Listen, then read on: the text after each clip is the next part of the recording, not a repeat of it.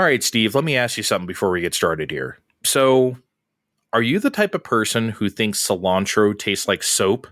Because I just don't believe those people. I just think they have bad taste buds all around. So, do you like cilantro or not? Steve?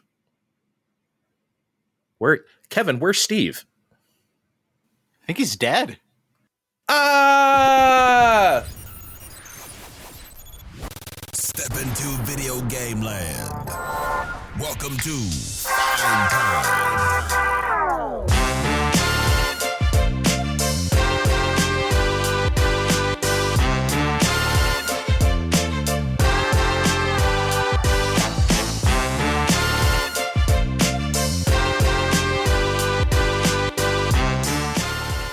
Hello, party people.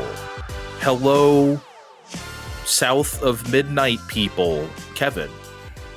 Not Steve. Not Steve. Get the He fuck ain't out of here here, because Steve. he's not. Okay, he's not dead. Sorry to ruin the bit. He's still alive. God. Fine. You But got we told us. him to pack his bags in GTFO. GTFO this week. Just for tonight. Yeah, we don't need you here to talk about. Actually, we do. I like when all three of us talk about like a game, like Avowed or something. I think you were ill or something when we had to talk about Tears of the Kingdom. I remember. Yes. Yep. I was absent. Yeah, but we still talked about that anyway. But we don't do that very often. Oh, I think we did Splatoon 3. That was fun. That was. Do you remember that? I think it was all three of us. Yeah. Oh yeah, I think so. Yeah, I don't know. Sure. We've done quite a few. Yeah. The three of us, I think. All right. Well, today we are going to do, as I said, South of Midnight.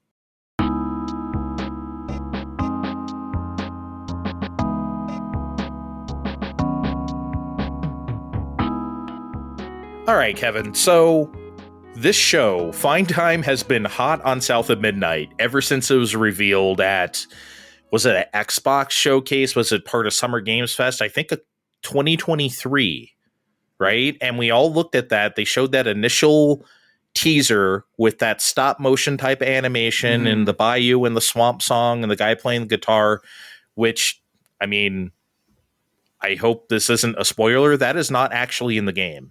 That was just a teaser. Yeah, like none of that was in the game, which is fine. But yeah, do you remember what we said when we talked about it, how you felt? Yeah, and actually, to be honest, I remember talking about it, and I thought that you and Steve were a little bit more interested than I, just because I thought it looked really cool, but I was a little bit hesitant because I had absolutely no idea what this game is. It's just, I like the art style, I like the animation, but there was really no indication in that trailer at that time what we were going to get out of this. Yeah, there was no gameplay whatsoever. But then I would say, about a year, 9 months ago, we finally saw some gameplay, and it's like, oh, is it just Uncharted? Or, is it just AAA action game? Which made me kind of, because look, as you know, that's not my favorite thing in the world. But I was like, okay, the style is here, the dialogue is on point, these characters sound cool. I'm going to give this a shot still. And that was my expectations going in, basically. I was expecting a very average AAA ass action game with really charming visuals and characters and stuff to put it over the top for me, and hopefully a bit of spectacle too, which I did get. I wanted a little more, but we'll get to that. But yeah, I was expecting something cool, but nothing mind-blowing, which, Kevin, it's exactly what this game is. Yeah, I didn't really have much expectations gameplay wise, but I knew that I like the art style, and I like that like deep south motif that they've got going on. I did think, especially just based on that original trailer, I wasn't expecting this to be as character and story focused. I thought this was going to be very abstract, just especially with like the giant skeleton guy and playing the guitar. I thought this was going to be a little bit more kind of random, acid trippy, just things happening. I didn't know it was going to have as much focus necessarily as it does. I think you nailed it. That's exactly what I wanted. I wanted something really weird.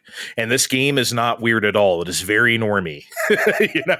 Like I think that might be an overstatement. Yeah, but in gameplay, in terms of gameplay, it is, I would say, it's very, very conventional, which again, this is not typically the kind of game I like, but yeah, I just was not here for the gameplay. I was basically here for everything else, especially the music, aesthetic.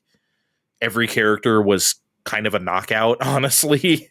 Even if they were like a bit underdeveloped. Like, okay, remember at the very beginning of the game, there's a storm coming. I guess we should probably set up the game. There's a storm coming.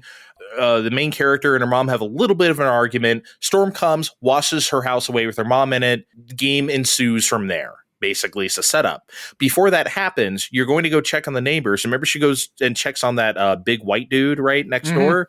You see him like twice in the game, and that's it. Like you go and talk to him, you make a point of going and talk to him, but he's not really part of the game at all. Yeah, it's just the drunk hillbilly that pops in and out. Yeah, this is like, I think he's there like one other time. It's like, okay, I guess, I don't know, you kind of sub this character that's not really a part of it, but okay, sure, which is fine. It's just a little bit all over the place with that kind of stuff. So yeah, I wanted something more avant-garde, maybe not like Killer 7 maybe, but something a little more weird, but that's fine. As it stands, what would you give this game overall? I would give it like a B. I would give it a B. Oh, South of Midnight. It's a really hard one to rate. Overall, maybe a B minus, maybe a C plus. Okay. But it's got. I'll just hop into, I guess, my overall thoughts. And I think this one's kind of interesting because, as you know, and I think is often to your frustration, when we're all talking about games, I'm sometimes the guy that says when the story comes up, oh, I wasn't really paying attention. I didn't know what the fuck was going on. I wasn't here for the story. It was just kind of there. And that was the complete opposite. I was pretty hooked on the story. I was as engaged and paying attention. And that was really the only reason to stick around in this game. And I think that's okay.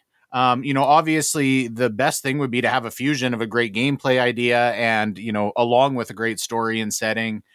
I think that this game had a solid enough vision of what the story it wanted to tell and what it wanted to do with the setting, with the characters, that there's still value there, even though it the entire time I felt like they just kind of had that initial idea and kind of just shoehorned the game in around it. Is that fair to say? Yeah. It's kind of like where, a band, like they have a great hook, right? You hear the song, they have that chorus, and it's like, it's clear the rest of the song is like, okay, what do we do for the parts that we're not singing that part? And right? It's just there because it needs to have a structure because it's expected. Right. Do you have any verses, guys? Because we just got this killer chorus. Can someone come up with a bridge, please? So it's just, anyone got a guitar solo? So yeah, it feels like that kind of game, but it's like you said, that's okay. Typically, this would be a detriment when I say stuff like this about a video game, but I really do think South of Midnight succeeds in every single other aspect so well that it really just, okay, the gameplay is whatever, but everything else, yes. And I think it's worth pointing out the gameplay is serviceable. This isn't a massive knock on the gameplay. It's not broken. It's not extremely boring. It definitely has its faults that we'll get into. But I think if any of those things would have happened, it would have been a deal breaker. But this is definitely playable. It's just not doing anything new. It's not doing anything exciting gameplay wise. Yeah, absolutely. Well, I mean, look, let's talk about the thing that brought us here. Is that art style, that animation.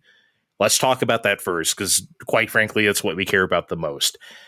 I do think the cutscenes in the game, all of them, look insane. They absolutely deliver on that promise, that initial teaser. Every single cutscene, like, you don't want to take your eyes off it. Not because they're doing like these crazy, fantastical things, just because they look so fucking good. They look incredible. Every character is modeled, like their texture work is really perfect too.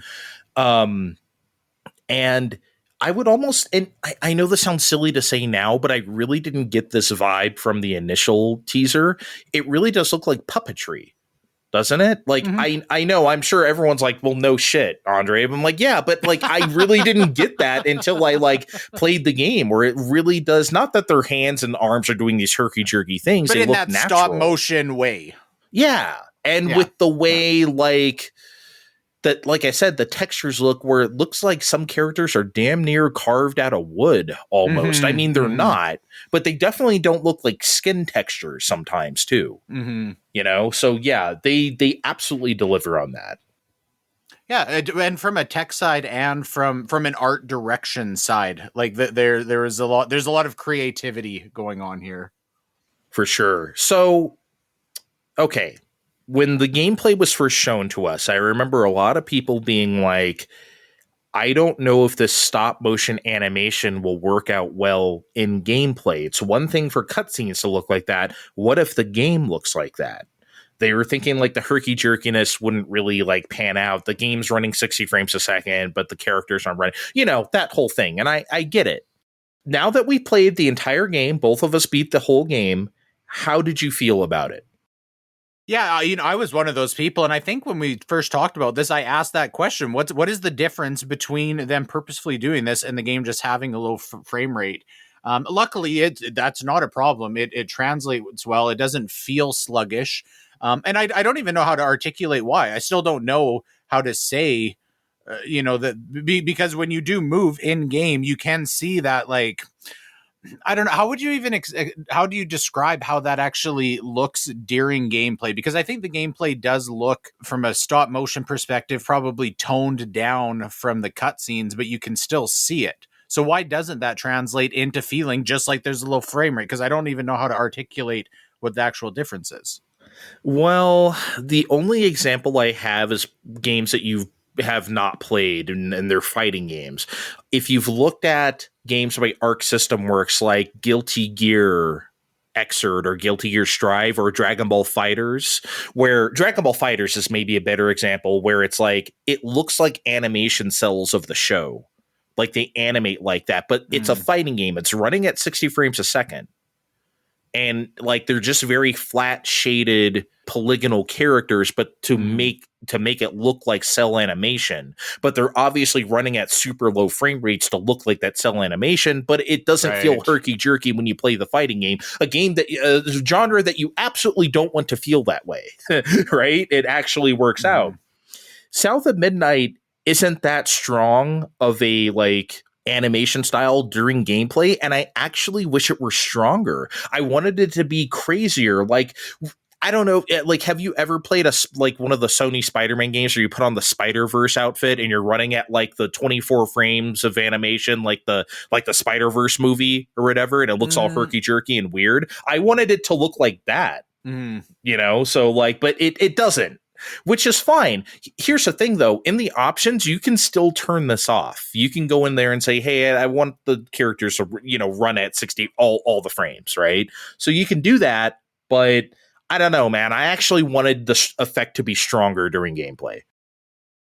Yeah, I don't know. It's hard for me to imagine what amping it up would have resulted in, but at no point did I want to turn that slider off. It still felt, the movement felt just as you would want it to feel. Absolutely. Anything else about graphics? Because I just think this game looks great in general. That opening sequence is crazy with the storm and everything, and the blowing and the wind and shit. Like, wow. You know what? That was my favorite part of the whole game. Not that there aren't other really good parts, but when you start chasing the trailer, and that's when you first realize like the movement in this game does feel good. Just the running, the jumping, it feels responsive and enjoyable just to interact in the world. And the tone of that section is very serious. And then all of a sudden this like body bombastic swing tune, and they play it like purposefully loud. It starts pumping, and that song really is like purposefully juxtaposed against the setting and the seriousness of like your mom possibly dying in this horrific storm. And that felt really exciting. And I think as soon as that happened, I was like, okay, I'm here for this game, because I get what they're trying to do. I also like that they made it like I don't know. I mean, I'm sure they did this on purpose, but they made it like she's into running. Like she's like Right. track and field and stuff like that. So when she starts running, it's like, oh, that's kind of just what her hobby is, you know? Mm-hmm. So it's like, it's weird, but I guess it doesn't really like, oh, she's a track star, she's running. It's not like they play it up like that, but it just kind of, it's a thematic thing that just works. I think that's just kind of in the background. But yeah, I like that running stuff. I just wish there was more spectacle. You know me, I love spectacle. I just wish there was there was enough, right? I'm not saying this game is devoid of it, but my favorite part of the game was the alligator. The giant gator part, when that shit was crazy. The way that thing moved through the water, the way it, oh my God, that was insane. I thought that was like the best looking and my favorite part of the game too. I already talked about the textures, but I want to talk about the little bit more, the way they look on like the houses and like vehicles and stuff. It almost gives it this like twisted fairy tale look, which I guess that's what the game is, right? But it really sells it, so it's not just the characters with the right texture work, it's the whole game. Also, the way that the cut animation is inadvertently helps this game be very, very performant. So you played on Xbox Series X, I played on my PC, my laptop 4070, NVIDIA 4070 on Ultra, I ran without a hitch. This game is super performant.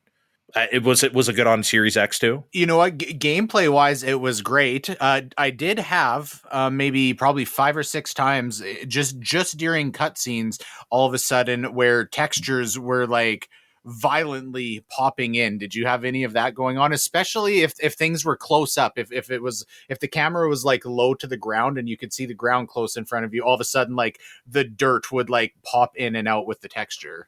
Unreal 4, baby. Yeah, I got that too on PC. Probably even more because that's more of a thing. Because, on PC, you got to compile all the shaders because, that stuttering shit works. I didn't really have any traversal stutter or gameplay stutter that I noticed in that regard regarding shaders. But yeah, I saw some texture pop in. That's Unreal. We love and hate you, right? So I feel like that's a lot better on Unreal 5. That's why I said Unreal 4. I feel like that's what this game is using. I mean, even to be fair, Rebirth is still on 4, and I didn't notice that it was definitely there in the first Final Fantasy VII remake, but Rebirth didn't really have any of that going on that I seen. The foliage does pop in though. The texture does. The textures don't, but the foliage does kind of like, boop, oh, here's some more grass. But yeah, I would imagine that's just you can only shove so much stuff in, even 16 gigs of RAM on PS5. So considering how big those worlds are. But yeah, the cut animation really does help with performance. I ran it at 60 without a hitch. And, it's like I said about those fighting games like Dragon Ball FighterZ or Guilty Gear.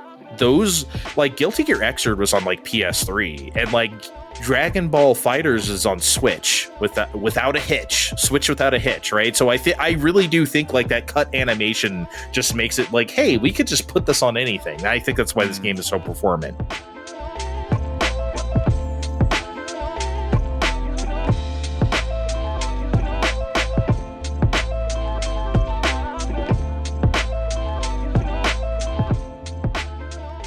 I want to talk about some story elements, and we're not going to spoil, obviously, in this segment, but I'll just say this. Very early on in the game, you see the ghosts of a family. It's kind of what this game turns out to be. She can see ghosts of the past, and she helps them heal in the present, You see these ghosts of a family and someone helping them escape from somewhere.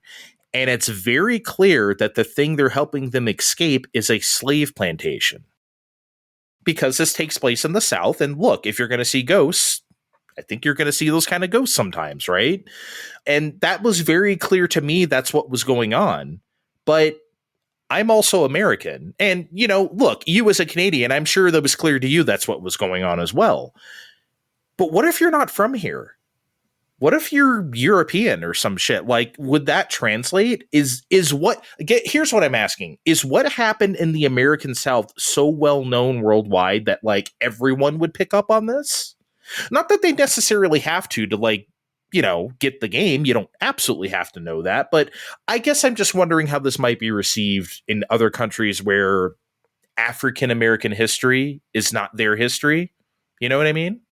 Yeah, I mean, it definitely wasn't lost on me. My assumption is even if somebody didn't have the historical context, which I would assume the wide majority of people would, I think it was very apparent that there was still a strong element of racism going on there, even if you didn't really know, why or based on the context of the Deep South.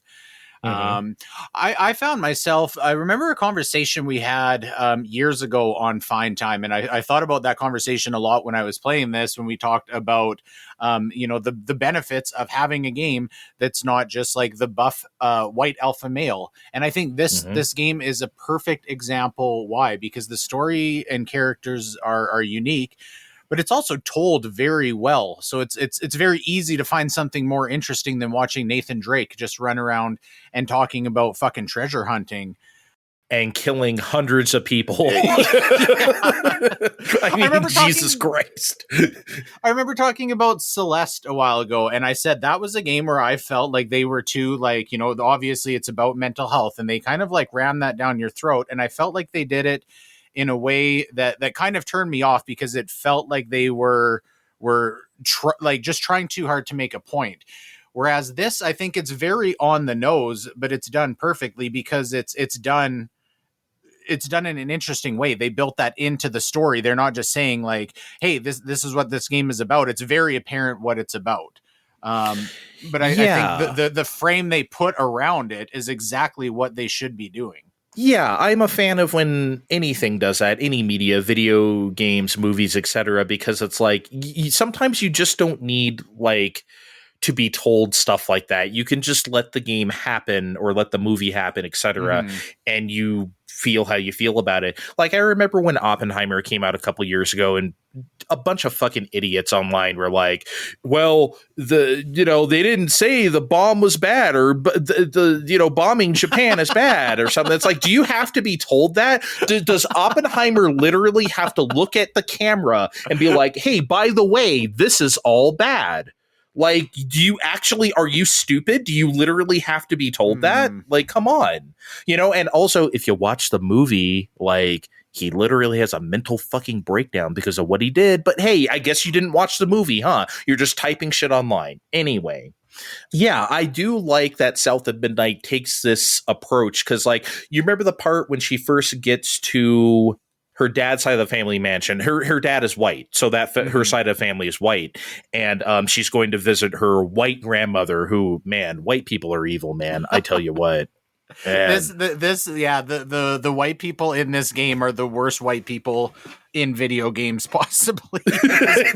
Other than we talked about like the drunk biker guy at the start, who at face value you would assume is the most racist, but he's the most likable white person in the game. Yeah. Oh, he's great, man. Like they're neighbors. They're this grandmother. Ooh, baby. Anyway, she goes in that house at some point and she's just looking around at the picture, and there's like a picture of a really well dressed older white man on the Mhm. like a oil painting almost, and you can kind of click on it and look at it as you can when you're in any interior space, and you look at it and she's like, grandpa, don't think he would have liked me much. Oh, okay.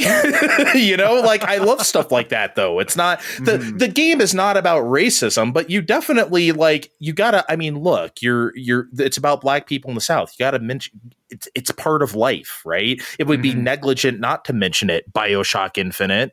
So it's, I like the way South of Midnight handled things in that regard.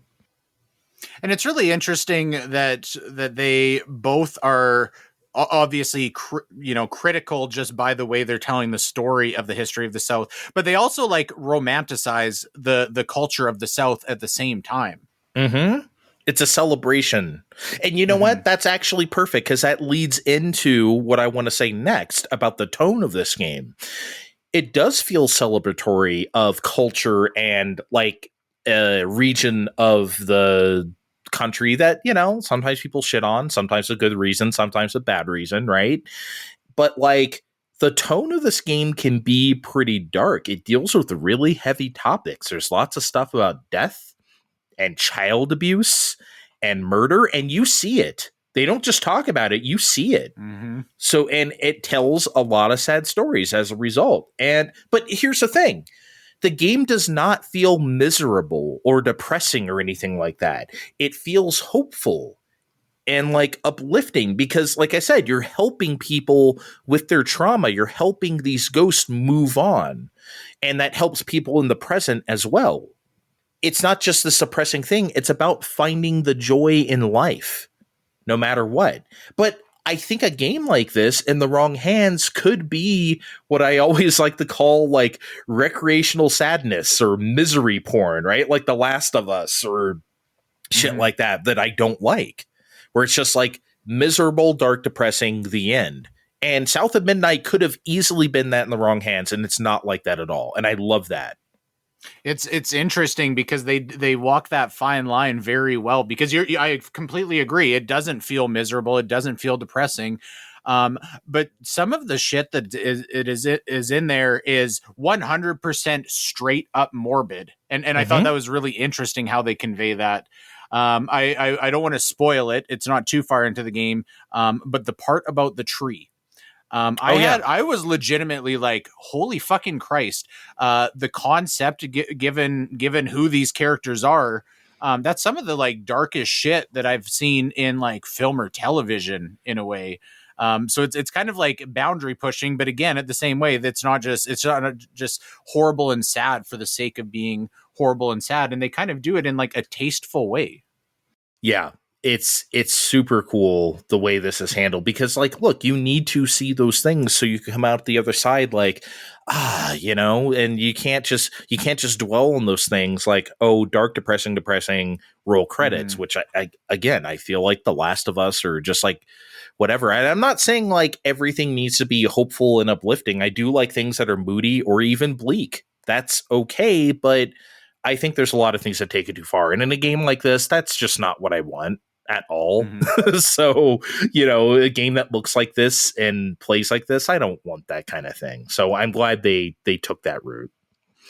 You want to talk about the music in this game? We did already a little bit, but Jesus Christ. Let me talk about the music first, and then you can tell me why I'm wrong. Okay, I know you're the music guy. You tell me what you think, and then I'll browbeat you into my correct opinion, which is how Fine Time works.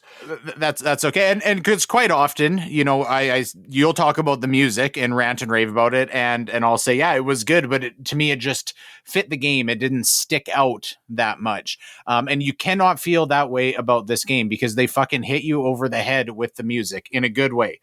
And so actually I was talking earlier about, the game being critical of the Deep South and still romanticizing it. And I think the music like really, really underscores that romanticizing part of it, right? It's very, this is the music of that place. And they play it purposefully loud. They play it prominently in certain sections of the game where they want it to be, the character of that moment. And that was really cool. So I will say 90% of the music, loved it. They did it really well. However, during the bosses, they play themes where all of a sudden they have lyrics. I don't hate this idea in practice. I think it's an interesting idea in practice. It just felt really flat to me. Specifically, like just listening to the lyrics, it felt like they were shoehorning those lyrics in. And the cadence and like the rhyming and none of it seemed to really like they very much prioritized what they wanted to say without as much thought as I feel like should have been put into like complementing the song that the lyrics are being sung over. And I don't know, like I think I could have wrote these lyrics as good as whoever wrote them. They knew what they wanted to say and they just put it in there and they were like, okay, sing it over this song. That's how it felt to me. Again, I feel if it would have been done as good as I felt like it deserved to be done, I would have liked the idea, but I think that part was executed very poorly. Whew. Okay, well, you're incorrect, per usual, as I expected. You are not correct. My opinion is correct. I'm going to agree with you on the general BGM, the moment-to-moment stuff. Really great stuff. It sounds exactly how you'd expect it to sound. It's southern, it's bayou, it's country, it's folksy, it's perfect, okay? I will heavily disagree with you about the songs with lyrics, though. I thought that stuff was really, really cool. I guess I just really enjoy that over the top type of shit in music in general. I was gonna say in like media, but like I just think like I would listen to this music by itself. Those songs, I would. I feel like I would get something out of them. I don't need the visual or the controller in the hand gameplay of doing it for me to get stuff out of it. I just think like I don't know. I thought it was really powerful and really fun. And it really it's almost like a musical. Maybe that's the best way you could say it. It's like a musical where it's like the music is the point, but it's not the characters singing the songs like a musical. Mm-hmm. But it's like this very almost like a stage play where there's like a live band, right? And they're just kind of like the characters are doing stuff and someone's singing their actions. I just think that's like unique and fun, and the degree of difficulty on that is very high. I think I agree with you where you say they didn't pull it off, but I think they did pull it off. I do think most games that try to do this would not pull it off. I just think South of Midnight happens to. In fact, I'm trying to think of another game. I mean, I'm sure there's other examples where this happens. I don't know, man. It's not just the boss stuff. I just think it's also like there's, I don't know, I would say halfway through the game, it's not a boss, but she's climbing up to this house and there's like this sort of acoustic number with this lady singing. That part, yeah. Yeah, I think that shit's great. I almost kind of think of that as like the theme song of the game almost, just kind of where it's like centered in the game. So I don't know. I will have to heavily disagree. I think the lyrics, the songs with lyrics really nail it. All of them. Yeah, that is, and I don't think I want to clarify. I don't think it's the performance. I don't think that the people singing these were doing a poor job where their voice didn't match or whatever. I literally do think it is the lyrics. I think the lyrics were very mismatched with the music. I think you should go back and listen to a couple of those songs in isolation from the game and like just listen to them on their own, like from a critical music perspective, because I'm surprised you don't agree with me, to be honest. I thought when I said this you were going to feel the same. It's like I said, I do think most of the time I would feel that way, but this is just a case where I don't know. This just worked for me. It really did. I really do think like 7 out of the 10 games that try to do this, I'd be like, this sucks. And you're not the only one. Yeah, this is a criticism I've heard from other people. So don't think you're alone on this one. I have heard this in other channels. So, you're not alone here.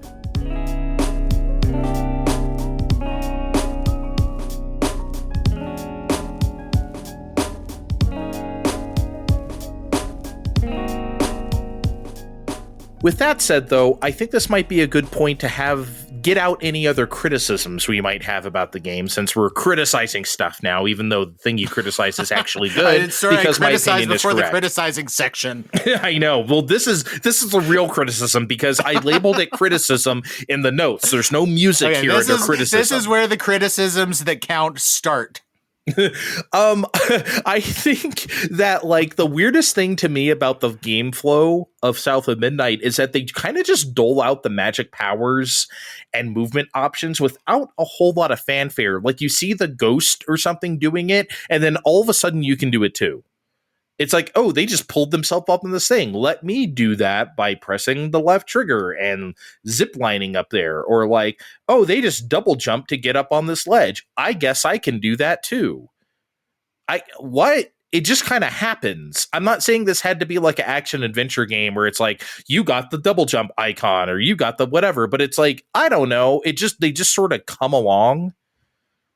They definitely do. It definitely does do that. And I didn't think about that too much. I think just because that was an extension of just this needing to like give you a game to play to like tell you this story. So it's underwhelming along with most of the gameplay. I guess, and doesn't stick out for that reason. Yeah, but it's that being just- said, I guess while we're talking about those movements, I do think especially that like double jump and then glide like felt very smooth. So all of those were implemented well. But yeah, the way they give them to you, it's just like, well, now we have designed the level, so you need to jump twice to get up here. So we'll tell you that you can now double jump. Yeah, it just feels okay. Again, I know this is unfair, but I'm going to compare this a little bit to Split Fiction because in that game, you can also double jump and dash and air dash, right? So, like, but you have all those things from the beginning, and I get it. It's a completely different game, but you can kind of just do them. I wish that when she just got her, like, powers or whatever, she could just do all that stuff. I wish they had framed it that way instead of being like, oh, I guess I can just do this thing I haven't been doing the whole game so far. You know, I just wish she could have just done them and that's it. And they probably would have thought that would have been overwhelming. The like, oh, you can just do all these things now. But it's like, I don't think it would have. They're just very normal things to do in an action game. So, well, I think we'll get in a few minutes. We'll get there. I think the game and not wanting to overwhelm you with absolutely anything is a whole problem unto itself. oh man, it's overbearing. All the modern game stuff, AAA stuff, I always bitch about. Everything's here. They don't have yellow paint; it's blue paint on everything. You can climb on all these blue paint things, and they all look like a slat of wood or metal or whatever, things sticking out of the side of the mountain that you can climb on. Very, very convenient, guys. And then like they have pieces of heart. They're not pieces of heart, but they're like, here are 3 things you can collect to up your health. They have skill trees. I just wish a lot of this stuff wasn't here. Again, I just wish you just had a set of powers. I don't need a skill tree in this game. You could have just let me do stuff. I don't know. Am I wrong on this? I think for the most part, you are right. When you talk about the blue paint, this is something I know that often bothers you in games. It doesn't bother me as much, but I get to the complaint and why it takes you out of the immersion. I do think in this case, it was necessary. And I remember thinking that multiple times when playing this, because there's just so much fucking visual shit going on here. I think at times it just would have been really difficult to figure out where you need to even be going without that indicator. Now that's not saying here is why blue paint is good. Maybe that's a fault of the design of the game. But I think it's less like level design and more just there's so much visual stimulation going on that in this case, I appreciated having that blue paint multiple times. I mean, okay, I get you. However, they also give you the thing where you can click the right stick and like they give you a little swoosh where it's like you need to go this way. However, that doesn't tell you what you can climb on, right? So it's different. At the same time, the swoosh is pretty fucking direct. That's yeah. So there is that. So, but yeah, I guess I've always been bothered. I know it's a talking point of recent time to complain about yellow paint. I felt that fucking way for 20 years. I've always hated that shit. So I'm a longtime hater of that type of visual design in video games. But whatever.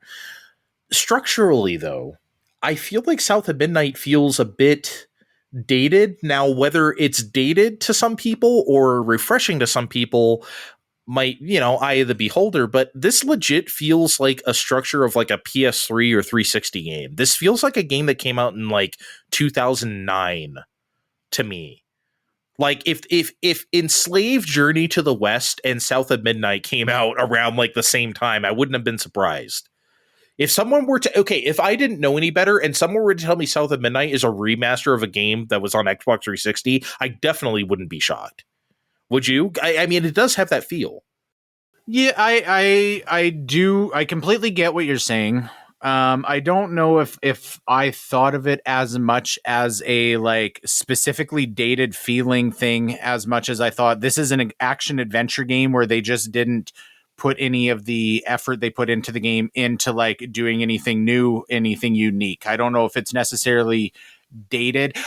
So to backtrack a little bit, I did a few years ago. I put maybe 6 or 7 hours into Kena Bridge of Spirits. Did you ever try playing that game? Yeah, I played it about the same amount of time. Yeah. I really, really did not like that game. And that game was received very well. That's a whole conversation unto itself. But that game, I felt like their mission statement was, let's try to do level design from the early 2000s. I didn't feel that as much here, as it was just very, very basic. Like it wasn't almost feeling like a specific callback. And it felt kind of like they were transparent and upfront with the fact that what you see is what you get, and it is just here to complement the story and the music and the art style. And again, like I said, I think that's okay. I don't know if I'm as critical of it. It's just definitely nothing to write home about. Okay. I mean, like, I don't know if what I'm saying about it feeling dated is a criticism. That's why I wanted to ask you about it, because it's like, sometimes that could be a good thing. What was that game that came out like a few years ago? Evil West or something like that? It was like a third person action game where it's like, this feels hella 360 or something, where it's like, this is dated in a way that I think is kind of charming. And I think South at Midnight, it's not charming or a detriment. I think it just is what it is. It's just the way the game feels. Except that, if this came out on the Xbox 360, can you imagine what this bullshit would look like? This would not look like this, obviously, but it definitely wouldn't. They probably would not need the blue paint if this came out on Xbox 360. They probably wouldn't have even let Hazel, our main character, be on the cover because it's a girl. We can't have that. Mm-hmm. Where's our Macho Man games? I did think it was funny too. Like there were, design wise, there's some like awkward invisible walls sometimes here. That doesn't feel like that's something we see that often anymore. No. Vegetation was kind of weird because sometimes you will run into, a large plant or flower and it will sway as you run into it. And then other times you will run into things and they will be like 100% static, as if you didn't interact with them at all. And again, for what the game is, it's not a big deal, but it's especially, when the whole like mission statement of the game is to like look really fucking cool. It's noticeable. It reminds you that you're playing a game. Okay, totally random question, off topic, but I want to ask before I forget. Who's your favorite character? Because mine was definitely the catfish.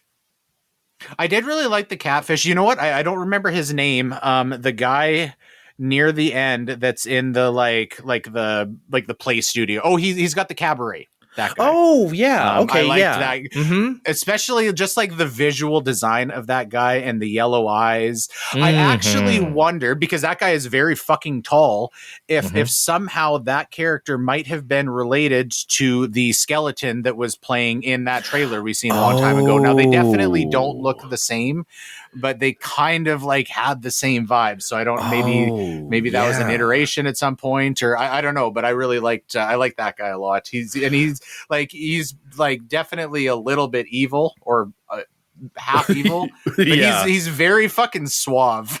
Yeah, no, you're right. That's a good callback by you. Yeah, that I think that could be the case. We'll have to go back and watch that initial trailer and see if we can pick out anything, because like I said, I nothing I can think of is in there. The only thing I remember from that trailer is Hazel holding up the picture from hey, have you seen my mom? She's holding up to like the rabbit or the turtle or something like that, and that's obviously not in the game. So yeah, I remember do wonder that if skeleton was like fucking massive, like way bigger than that guy, and definitely had like bones showing in his face, but I don't know, it just seemed like maybe there's a relation there. I don't know, there might be. We should go back and see that, especially since he's singing a song, you know what I mean, and that guy's part was all musically inclined. Best music of the game there, by the way. All the New Orleans sounding jazz and shit. I love that shit. It's cool. Okay, let's talk about something we can agree on, okay? That we can actually criticize about this game, and it is the combat. Now, this isn't horrific combat. I want to say that right up front. This isn't Alan Wake 2 or something like that I thought was absolutely fucking atrocious combat, okay? This combat is not good. I just think it's boring. I want you to speak about it first, though. I think you'll be more articulate about this than me. Yeah, definitely, hands down, the worst part of the game. And again, okay, I keep saying, they're very like upfront and apparent. Like it felt like they are very upfront, as in, here, now you are in the part of the game where you do the fighting again and again and again and again. The arenas are always very close to the same size. There are, maybe like 5 different types of enemies outside of bosses that you fight in these, maybe 6. It's a very limited pool of enemies you fight. And they all look relatively the same too. Yeah, it feels very fucking sterile. The combat is incredibly easy. Like once you just figure out each of these enemies, when they're going to attack, how you're supposed to approach them, it feels like you're going through the motions. And I don't know, you probably do this where you go into these arenas and you spend maybe 2 to 3 minutes, depending on how many enemies they give you. This happens maybe, would you say, 40 to 50 times throughout a playthrough, somewhere around there? Yeah. After the first 10 times, it's short and it's basic enough to not be entirely offensive, but you can tell that they were just like, we need to have combat because this is a video game. So what they did, this is what they did. The camera during combat is fucking terrible. This was the most frustrated I got over and over and over, because you want to lock on to these enemies when you are playing this. There's maybe maximum like 6 or 7 at a time, and you want to focus on one. So you want to lock on. But then there's shit behind you and you got to pay attention where attacks are coming from. And you cannot turn the camera left and right without turning the fucking enemy that you're locked onto. Oh my God, how this made it past, like how they didn't fix just that issue before this game released is beyond me. Go ahead. Keep going. And so the difficulty as well, and this isn't just specific to combat, but mostly with the combat, it feels like the developers were way too scared of making this game too hard. They give you a difficulty slider right when you start, and I pretty much always play games on normal. If I didn't know I had set this to normal, I 100% would have thought I was playing on easy mode. Outside of combat, bosses, you're in a running section and you fall down, whatever, there is not even the fucking remotest penalty for failing at something. And I don't want to be sent back 10 fucking minutes because I didn't do something, but it feels like there's nothing on the line, and it's hard for me to like mentally engage with a game when I just know it doesn't matter at all. I can be in the middle of fighting this boss and fucking jump off the ledge and fall in a pit on purpose. And they're not like, if they have 4 sections of health, you're still on like the same section you were, even if you do that over and over. Yep. It's just, man, like I especially because the gameplay is not outstanding here. I don't want this to be hard or even challenging necessarily, but I want it to feel like it has enough teeth that I'm playing a fucking video game. Yeah, because like I always go to the Kirby example, right? Like Kirby games are easy as hell, but they engage you in a way that, yeah, it's easy, right? But the gameplay, hop and bop and suck and blow, if you will, fucking, it's engaging and it's fun and it's cute and it's whatever. So I don't need Kirby games to be hard, but there is a Kirby game that is actually too easy to the point where it is disengaging, and that is Kirby 64. For me, I think that game is such a breeze where it's like, okay, you're not even remotely getting in my way. Nothing is going to touch me in this game at all. Versus like you've played Kirby in the Forgotten Land, right? Like it's not hard, but it's like, it's something. Kirby 64 actually is too easy. That's the one time I'll actually give that criticism to Kirby. I don't think South of Midnight is too easy. I did not feel that about this game. It is easy, but I did not feel like it was like, okay, hurry up. I was bored just because the combat is just not engaging. It had nothing to really do with difficulty. It was just like, when you're walking around the world, any game world, and there's no sense of danger when they're in a game with enemies. I'm not talking about like Animal Crossing or something like that. Although that does have more danger. A bee could sting you. Right? Something could actually bite you out there. That's not going to happen in South of Midnight, right? Like nothing, because everything takes place in these little circular arenas and you see them coming. So you can't even be running from something and it's like, oh, these guys are in my way, I gotta kill them real quick. There's nothing dynamic like that at all. There's no enemies just in the world. I just think it's kind of boring with the combat overall. And some people might say, well, that's not the point of the game. Yeah, it's not the point of the game, but you sure do a lot of it. As much as we liked the story, I want to nitpick the story a little bit. Okay. Some of these characters, two of them in specific, we already talked about the grandma.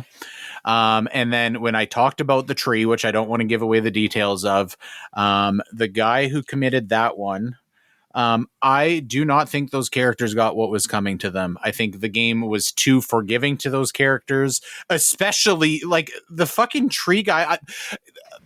I didn't even really fully understand where they were coming at from that story. And I listened and paid attention to the whole thing. But all of the other characters, when they tell a story, they did something bad and you're supposed to have like a level of sympathy for them. But the one in the tree story, I don't really even know why you were supposed to have sympathy for the character that did that, period. I think you should have went and fucking tortured that guy before that level was over, actually. Like, that was fucked up. It was fucked up. And I don't think you were supposed to. I just think you were trying to help his victim move on. I don't think it was really about the perpetrator. But the game also didn't condemn them either, necessarily. No, not at all. They just Hazel said, oh man, this is fucked up, as she was going through it, but that's about it. Yeah, I don't know. I was almost disappointed because the story is very like critical to about certain characters, and rightfully so. But it kind of like gives them a pass that I didn't feel like they deserve. Also, the grandma, I didn't like the way that story ended. In that regard. I did. I think I did. When it was happening, I was like, oh man, that's weird. But I think I liked it. Just because, without spoiling, obviously, Hazel didn't have to do that. She could have just taken care of business herself, right? But I think it's even a worse fate for that character to what happened to them, I think. So I think I liked it overall. Maybe a worse fate, but I think she still got off easy. Too easy. Yeah, I could understand either way. Ooh, would have been nicer to let you choose, huh? Choose your own ending there? Oh, that would have been cool. Yeah. Yeah, I think that would, if there's any point for a choice in this game, that probably would have been it. And the way it played out, I would have done that though. So, and you would have done the opposite. So yeah. I would have got fucking tortured. White people are evil, everybody. That's the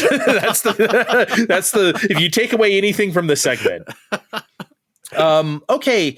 I think I'm pretty much out of stuff to say. I do want to get to this one last point, though, before we move on. South of Midnight retails for $39.99 American dollars MSRP.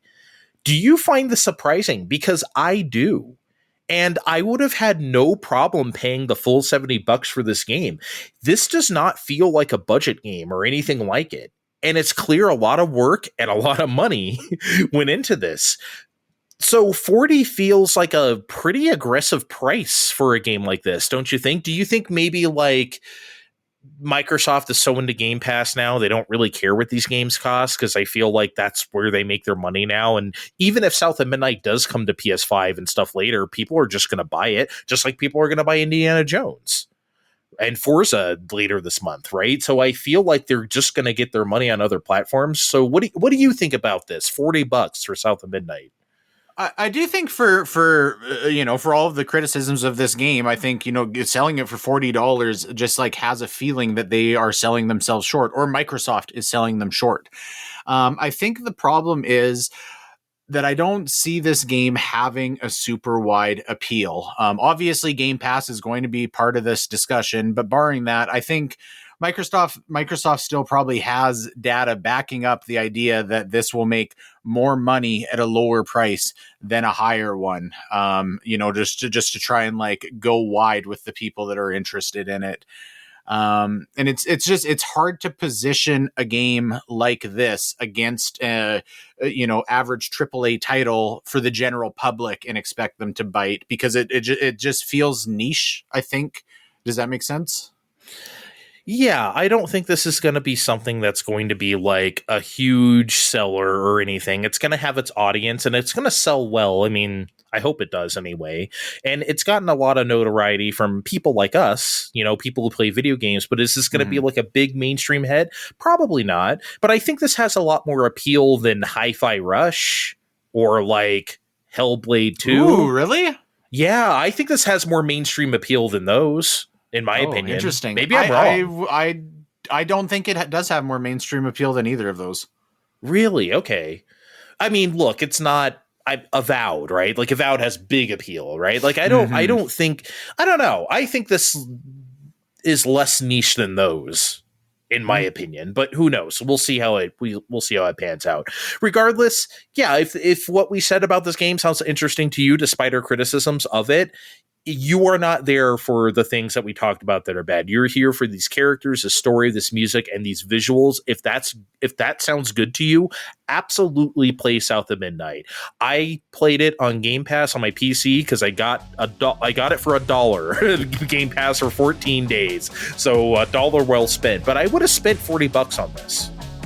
And on top of that, this game takes maybe 12 hours. That, if I had to guess, that's the perfect length for this game. Absolutely.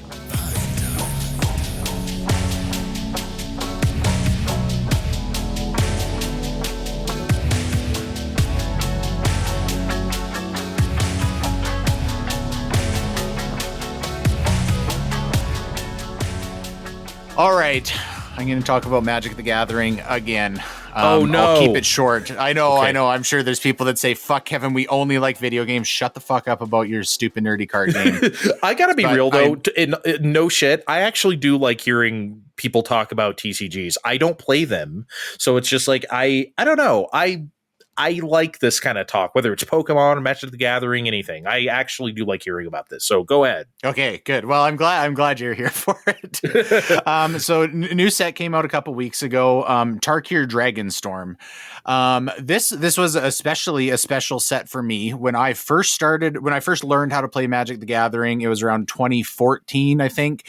And it was right around the time that the Tarkir block came out. So there was Khans of Tarkir, Fate Reforged, and Dragons of Tarkir.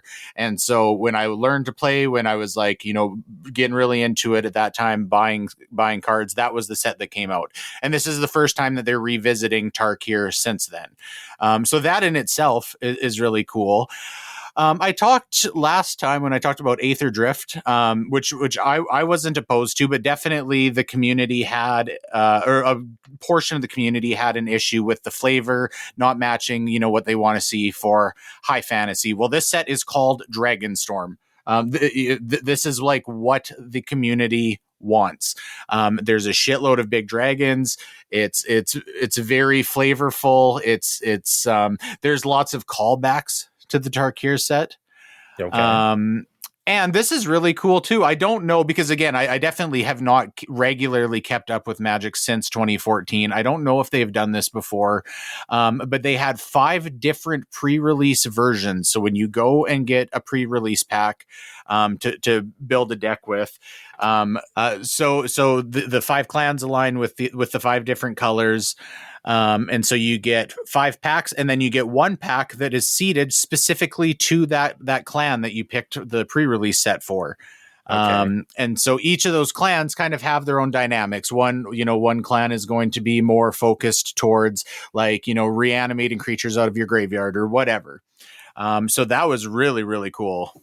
Let me ask this, though. Is this to imply that, like, the pre-release set, you can only get them in that pre-release set? Like, you can't get them just in general packs or something like that? No, so all of the cards are available in all of just the regular booster packs, but just if you get if you get one of those 5 clans, you get 5 booster packs that are the same as what you'd get if you just went to the store. And then there's like a clear pack, and that clear pack will have, only the 3 colors and usually like better cards of those 3 colors. So you don't have to build your pre-release deck around those colors, but it's definitely predisposed towards building in those colors and kind of pursuing the strategy that you find most interesting. That's cool. No, that is good, because it's like, it's like you said with the reanimating, like that. Yeah, that sounds okay. I want to do that. Let me get this particular, you don't often get chances to do that in the TCG. Okay. That is cool. I like that. Yes. So that was awesome.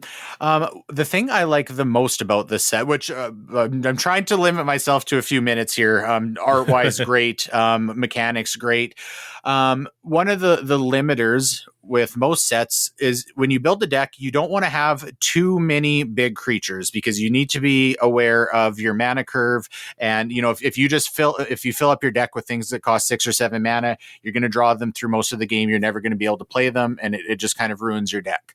However, the set is called Dragonstorm, so you want to have lots of big dragons. So they do this mechanic, where they have these omen spells. So if you draw a dragon card, not all of them, but a lot of them will also have an omen. So rather than costing like 6 or 7 mana to play the dragon, you can play the omen spell for 2 or 3 or whatever it is, get some use out of that card, and then shuffle it back into your deck.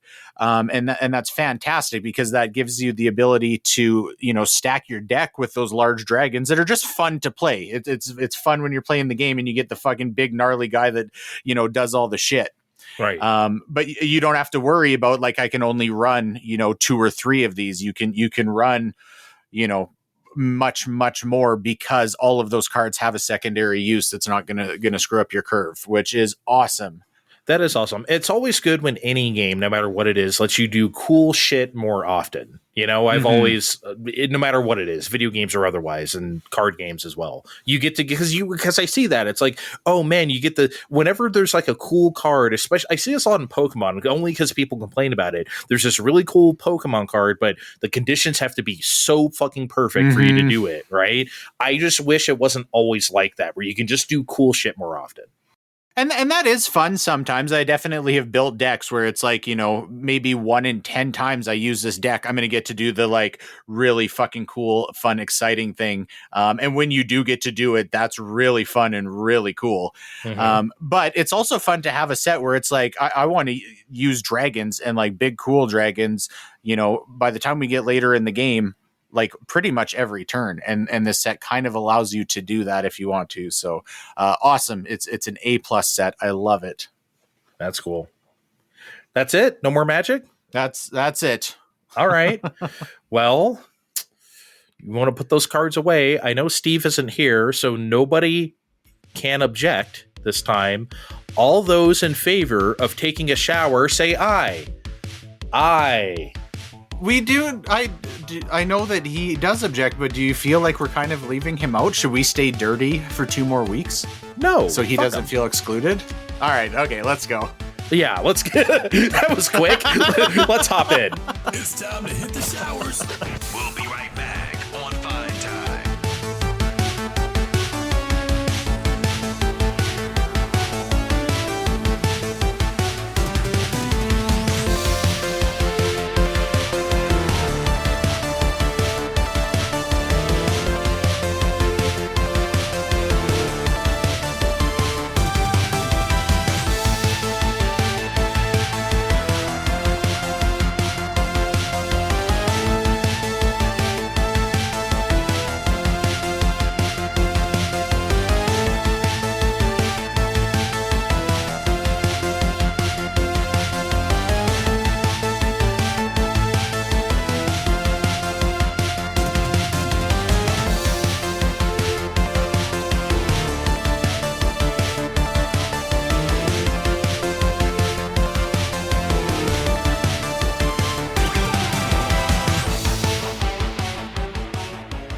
Oh man, I am refreshed. I'm so glad there's nobody here to make fun of my towel snapping skills.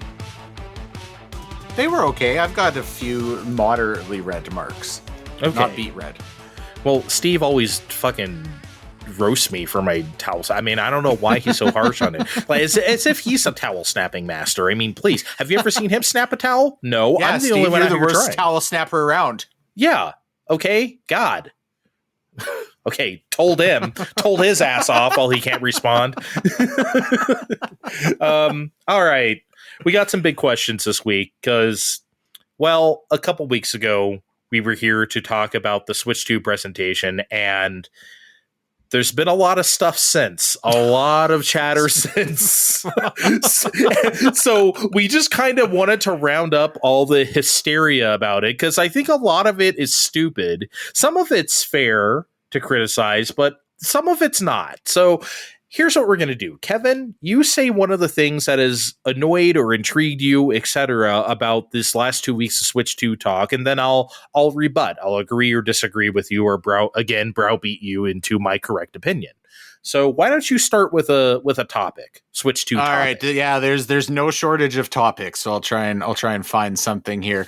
Let's start with the console pricing, because it seems like that's what everybody was the most worked up about, right? They did their treehouse, and I actually looked in the chat when the treehouse was going on, like early the first morning, and it's exactly what they said it was. Every single comment was lower the price, lower the price.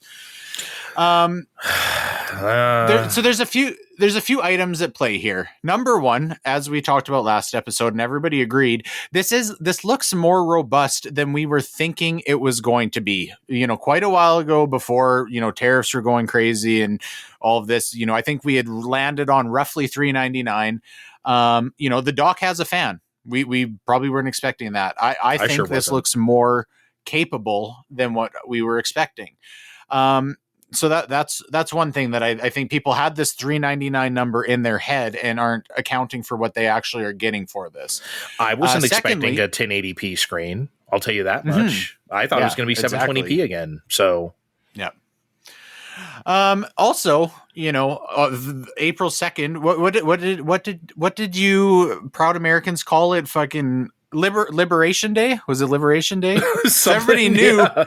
Everybody knew the fucking tariffs were coming that afternoon, and obviously they didn't know Trump didn't know what was going to happen that morning either. Apparently, no, of course not. But there was, even for what they originally announced the MSRP for, they knew that was coming that day. And I'm sure there was some buffer intrinsically built into that, because regardless of where the tariffs were directed, I'm sure they expected that the manufacturing pipeline is going to have costs added in ways that they couldn't 100% plan for. So, yeah, I think the console pricing outrage is unreasonable.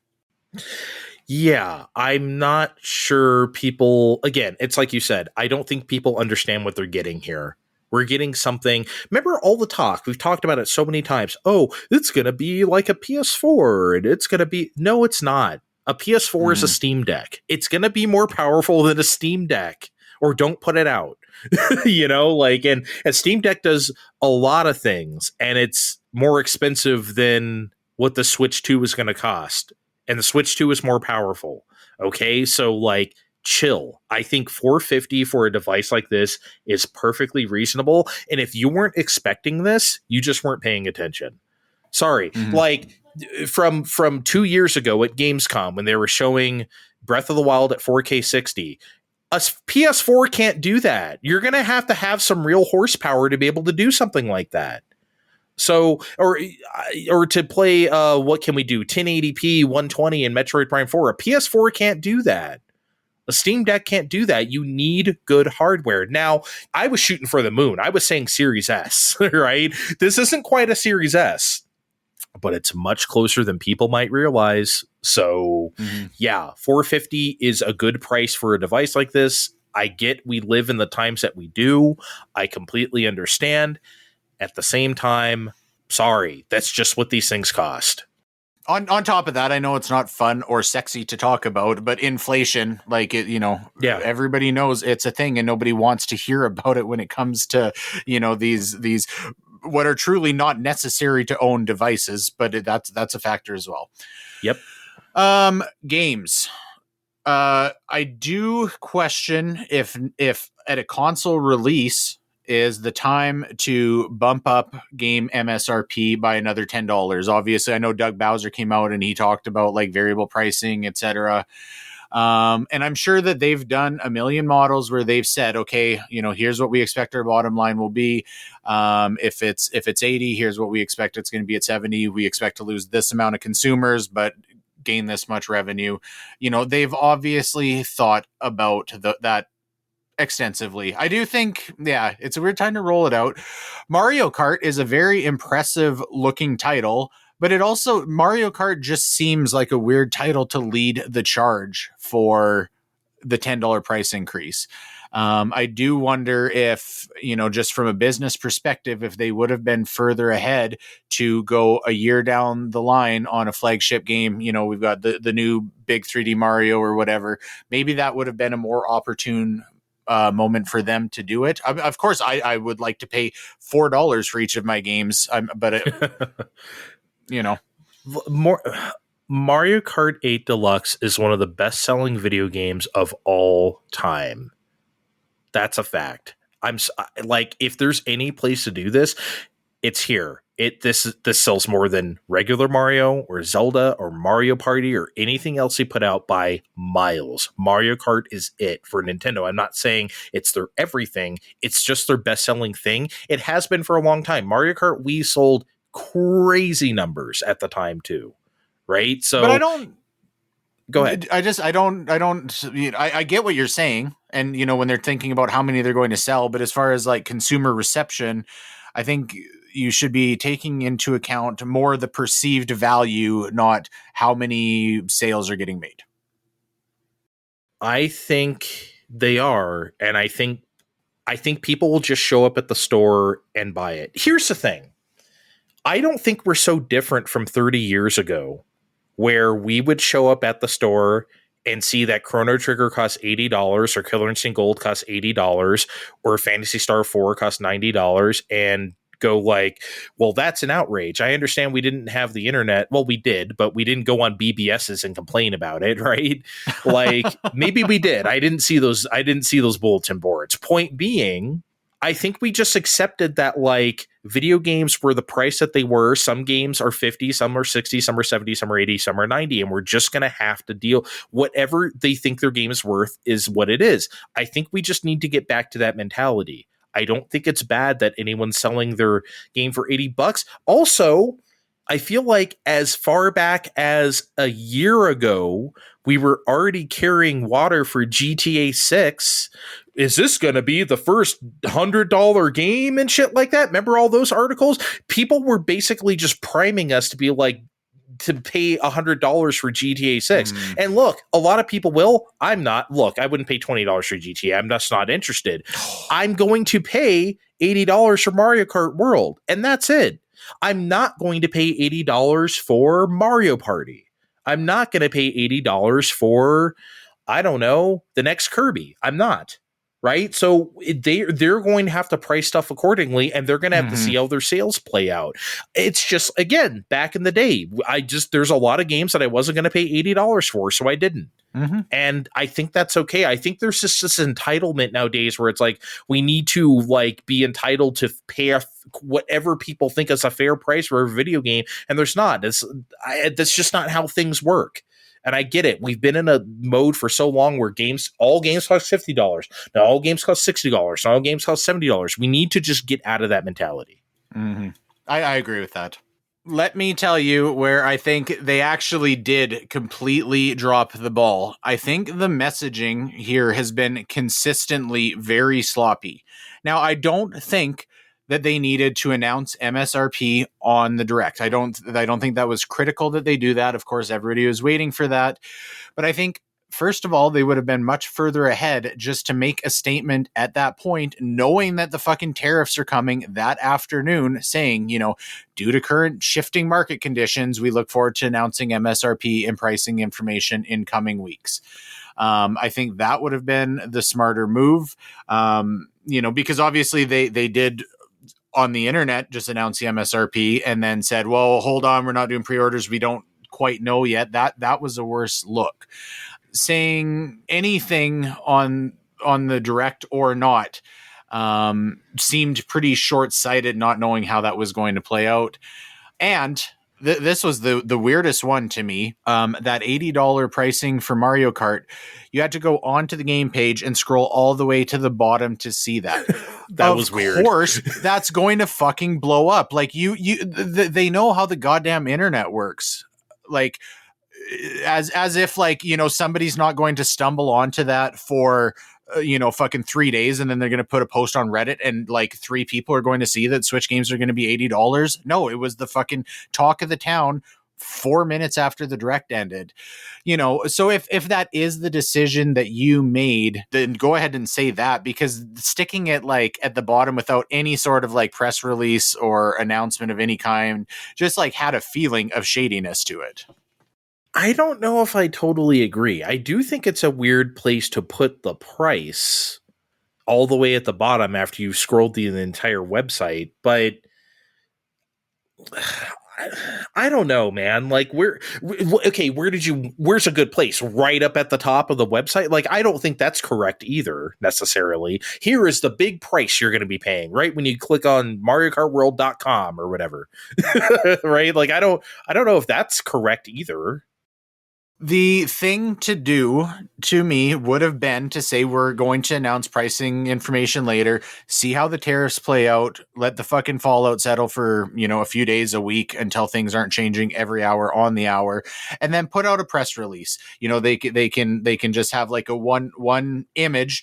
They can put it on their Facebook and their Twitter and everything and just say, here is the American MSRP for the Switch, popular upcoming games and accessories, right? And have everything listed on there. They're being upfront about it. They've had time to like see, where they're going to have to backtrack and readjust. That would have been the way to do it to me. And it just would have felt more upfront. Well, yes, I guess I agree with what you're saying, but it also somehow doesn't feel correct. I don't know why. I think it would have been bad for them to come out of that day not knowing a single price of anything, I think is how I feel. We had to know the price of some stuff, whether it's a console, some games, some accessories, whatever. Do we know how much a Switch 2 Pro controller is? I don't know. I get that it would have been weird for them to like say, hey, wait, but I mean, just given the fucking news that was going on to that day, I think that would have been understandable. I think people would have said, we know that the fucking entire world economy is going apeshit today. That's why they're not releasing pricing information. I don't think that would have been good. I think that's where I'm going to stick it, is that like we had to know the price of some stuff, whether it's console games, whatever we did. Also, just talking about pricing in general, I think we need to get back to the place of like, the MSRP, the manufacturer suggested retail price, used to truly be a suggestion. Like, sometimes back in the day, okay, I paid $84.99 for Killer Instinct Gold. That's still the most I've ever paid for a game that came out in America that is for a US console that wasn't an import or anything. $84.99, I went to Toys R Us and bought that thing. So, like, that's more than MSRP.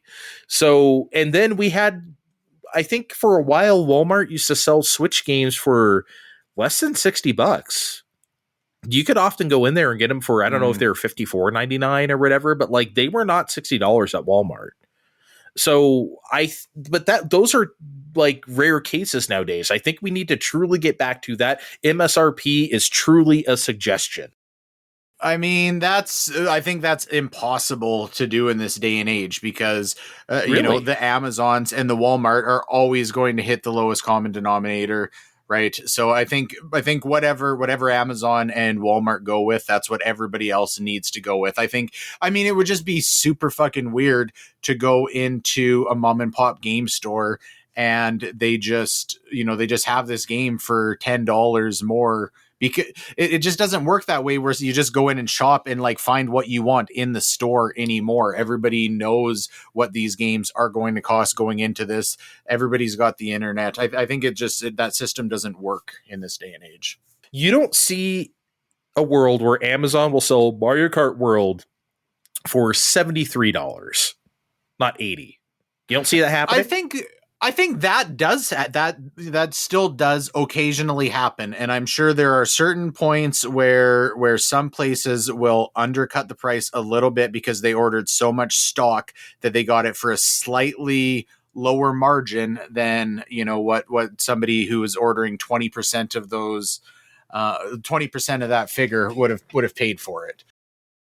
Also, you can't do that because digital, if you go on the Switch 2 shop, it's going to be $79.99. Right at that point, people aren't going to pay that just to get a card. Well, I guess some people might because limited run games exist, but Well, here this is a fucking great segue because this is the other massive fuck up I think they had. Just continued with the messaging in the following days. Right, there was rumors and shitty screenshots of alleged European retailers with physical games being $10 more. This is like up to this week. I've still heard like major outlets still referencing like we don't know if this is exactly going to be a thing yet. It seems like nothing has been said in North America as far as physical games being $10 more, but Nintendo should have been in front of this like days following. You know what? They shouldn't have set the conditions for this like fueling rumor to be happening for fucking weeks. It's kind of insane. And I don't think Nintendo of 10 years ago or Nintendo of 6 years ago would have let this shit fly. It seems like their ability to be proactive as far as consumer messaging has like really fucking died out because they haven't need to flex that muscle due to the success and positive reception of the Switch. I think this is going to be the thing I'm going to have to completely disagree with you the most about, just because like it's not Nintendo's fucking fault that the press, not just the internet, the press ran with stuff that was not true. Remember that stuff about like, oh, the Switch 2 editions of like Breath of the Wild or Tears of the Kingdom, people were saying, oh, it's just the Switch 1 version, and then they apply the thing to it. And it's like, no, it's the Switch 2 edition of the game. There's nothing like that. It's not like you buy a PS5 game, it's the PS4 version, and then it upgrades itself to the P. No, it's the PS5 version on a disc, just like it's the Switch 2 version on a card. And you know how we found that out? Someone online, or not someone online, but a person just emailed Nintendo and asked them, and they said, yeah, it's the Switch 2 edition on a card. It's not, anything else. Mm-hmm. Okay, problem solved. I don't know why every fucking outlet just ran with something that wasn't true. I don't think that's Nintendo's fault.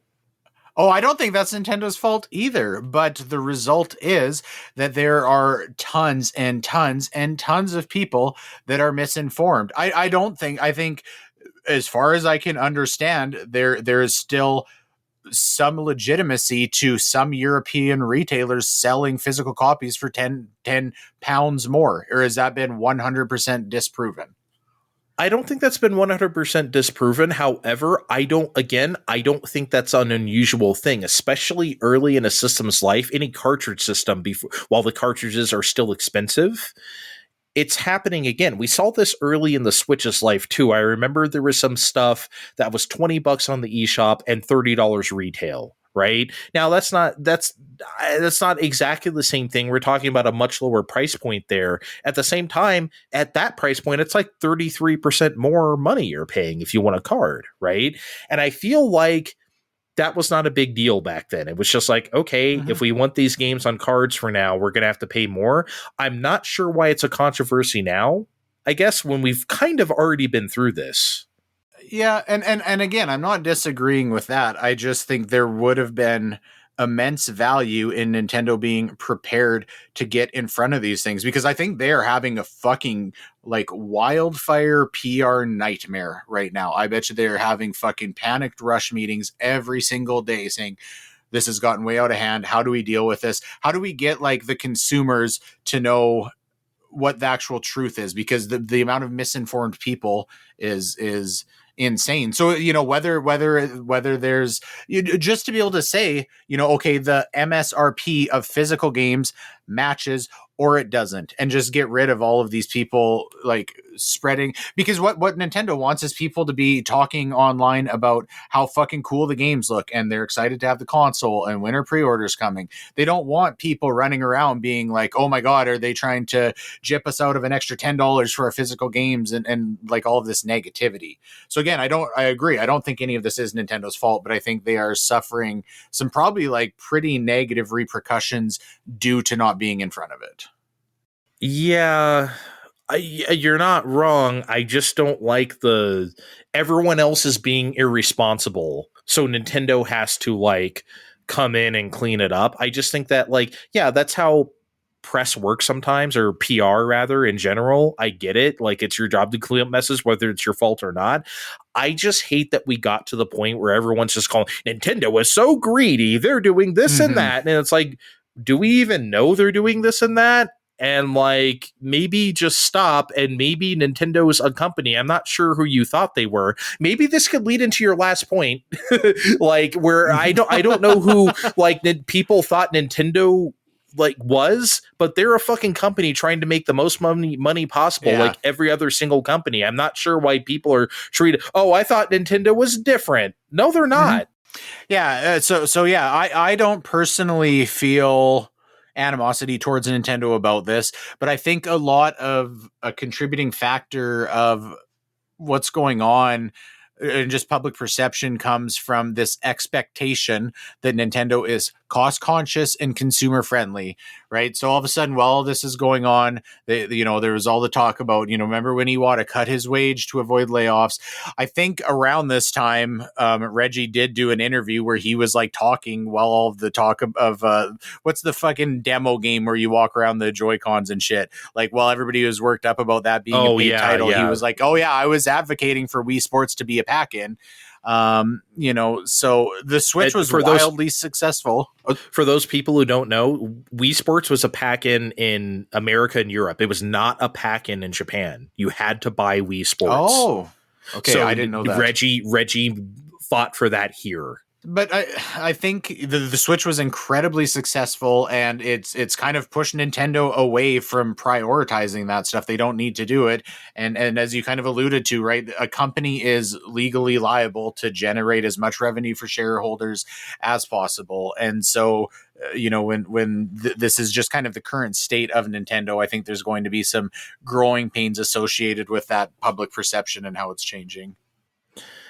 Okay. You might be right. I just hate when it's at the hands of stupid people saying stuff that's not true. That really bugs me. I'm not saying Nintendo is beyond criticism here, but let's criticize them for the right things, not just shit you made up. It's just it's so weird to me. Yeah, no, I get it. I just, again, the bottom line to me, I feel like Nintendo has done a pretty poor job of messaging. I feel like they should have been in front of this stuff. And it's a challenging fucking situation to navigate for, numerous reasons. But I think they still should have been. I think they did a bad job of it in that respect. Fine time. I'm sick. I'm sick. Head deadly.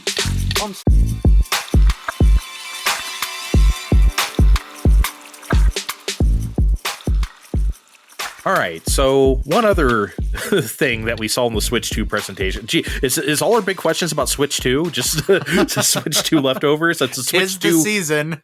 'Tis the season. It's the Switch 2 Part 2 show. So I'm sure everyone remembers Drag and Drive, the gimmick game, if you will, of the Switch 2 presentation, where you're using the two Joy-Con 2s like mice, and you're playing wheelchair basketball, but a futuristic version. So I'm sure everyone's seen that with the cool futuristic arenas, and he went up on the ramp and he dunked, and shit like that. I was like, okay, that's interesting. And we all had the reaction of, oh man, this is actually a cool game, but I don't think I want to play this. This looks exhausting. I don't actually want to do this. But anyway, the Nintendo events are happening around the world, and the one happened in London recently. And we found out an interesting thing about Drag and Drive's marketing. At this event, the Nintendo PR people said they were told to refer to them as vehicles and not wheelchairs. Vehicles was the terminology officially. So Laura Kate Dale had a Skeet thread about this, and she said, I'm just paraphrasing a few Skeets here, and I quote, I asked for clarification if this was in-game terminology, and the specific reply was, quote, that's what we've been told to say, end quote. Further clarifying, both times the context was player says wheelchair, Nintendo rep corrects their language choice. I think that's why it felt jarring. The context of folks being steered away from using the word wheelchair in natural conversation, end quote. Kevin, this is weird. What is Nintendo afraid of here? I don't really know. Why don't you go first? I don't understand this. Yeah, well, I definitely don't know, but I think I have a guess. I wonder if there were concerns that the drivers of these quote unquote vehicles are robots or androids or whatever. So obviously they're not purposefully designed to be physically disabled. So then maybe the hesitancy is like we don't want to call these wheelchairs because obviously the robots don't need to be driving these things, and they're scared there's some blowback coming from that direction. I mean, and of course, I can't speak on behalf of somebody who can't walk, but I also feel like it's kind of weird being said these aren't wheelchairs. So, because last show, I specifically commented, I thought it's probably really exciting for some kids who are in a wheelchair to feel representation with this game. And I feel Absolutely. like, maybe by saying, hey, we can't call these wheelchairs, these are vehicles. Like, I feel like it's kind of taking something away from that, maybe. I don't know. It's a fucking weird situation. I think maybe the better way to handle this would have just been, if they want to call them vehicles in the game, do that. But telling people specifically to correct players at the demo to not, we don't call them wheelchairs. That seems like they're way pushing it in the wrong direction. It's also just something you can't police. First of all, I agree with you, but you can't. People are they're wheelchairs. We're going to call them wheelchairs. Like, that's all there is to it. That's what they are. Like, sorry. Like, and also the sport this is based off of is literally called wheelchair basketball. I didn't just call it that to set this question up. That's literally what the sport is called. So, yeah, this is a futuristic version of it or whatever, and it's not quote unquote real. Like, this isn't a wheelchair basketball sim, although that would be kind of badass. But they're wheelchairs. That's like, I don't think there should be anything controversial about having a game about it.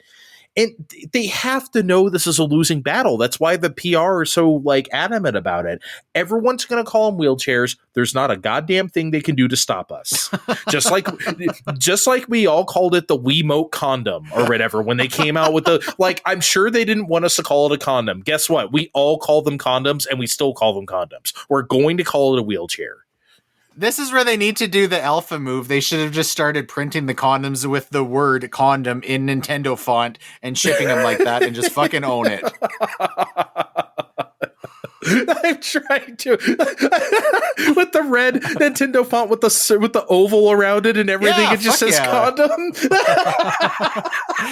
maybe a little like imprinted image of Mario giving a thumbs up beside the word condom. Oh my god. Oh my lord. That would be I'm just imagining literally the Nintendo logo is sending me right now. Just literally imagining it saying condom. Yeah, it's weird, man. It's something they can't police. It's the Streisand effect. Everyone's just gonna call it a wheelchair, and they should. It's what it is. No. Going back to the thing you said about they're not real people, they're androids or something, and like maybe so they're not actually disabled because it's not a real person. Do you think the opposite is true? Do you think they made them androids because they didn't want to put a real person in the wheelchair like doing tricks and stuff? Because again, I don't think that's a problem either. But no, I assume that was probably more of an artistic decision to do it that way. Just to give it, that's just, we want to make it futuristic looking was my guess. I think it would be cool if you could have your me in the wheelchair and play. Right? Like that would be a like super good way to handle that, actually. Yeah, I don't know. I think it's fine, but I'm not Nintendo, I guess.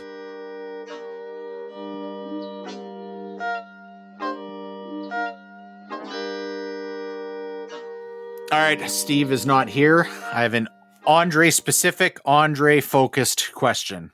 Ooh, lay it on me. Andre, with the Switch 2 coming out, is it now acceptable to play games such as Tony Hawk Pro Skater 3 and 4 on the Switch 2? Would it be acceptable to play? No, I'm genuinely asking, like, because I know you felt very strongly, like, you know, the Switch experiences are very compromised. Do you feel like the Switch 2 is in a place where, obviously, I'm sure there's still going to be some compromises between a Switch 2 and a PS5 version in you know, most cases, but Steve and I both agree. I think there's definitely something to be said for portability, especially when I've got two little fucking gremlins that are, you know, trying to watch goddamn Gravity Falls on the TV when I want to play video games. Is that an easier case to make now? Okay, since I am the arbiter of these things and I get to decide whether you play stuff on Switch 2 or not, only me, my voice right here.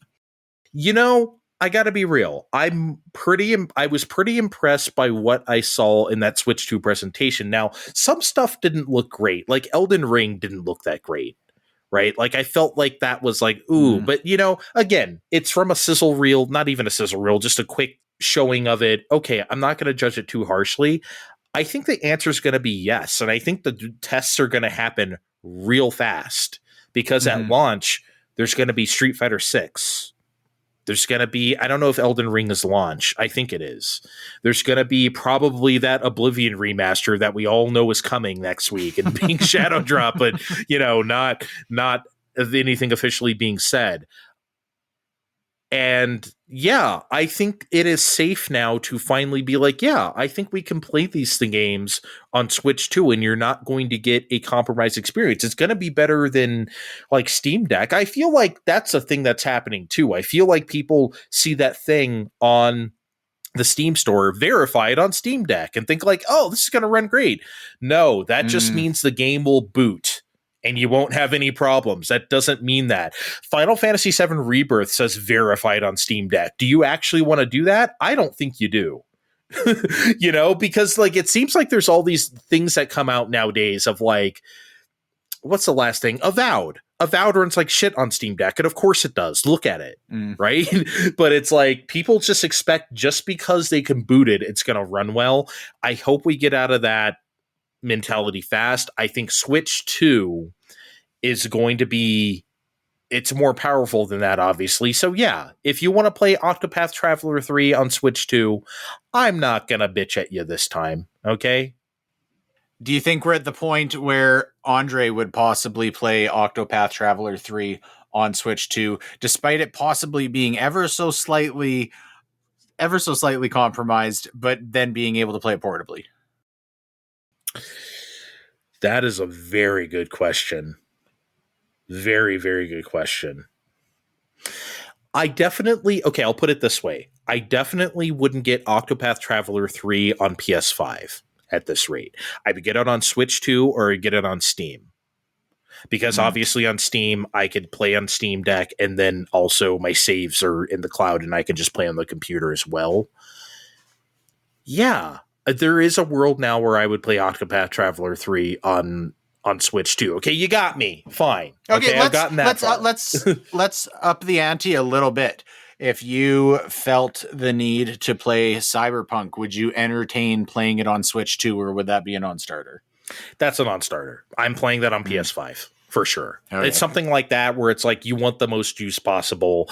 I'm not playing Hellblade 2 on Switch 2. You know what I mean? There's some things where it's like, you know what? Yeah, I'm not playing Avowed on Switch 2. Would Steve and Kevin get berated for playing Cyberpunk on Switch 2? Is that socially acceptable in your circles now?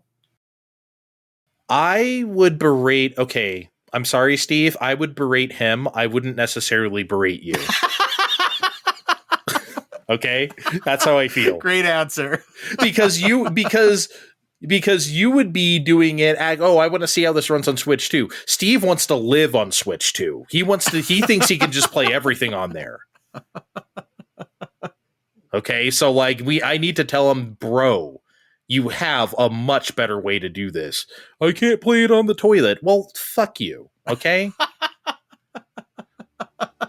There's no reason to be... If you have other means, you should not play Cyberpunk that way. Sorry. Great answer. now that I've talked...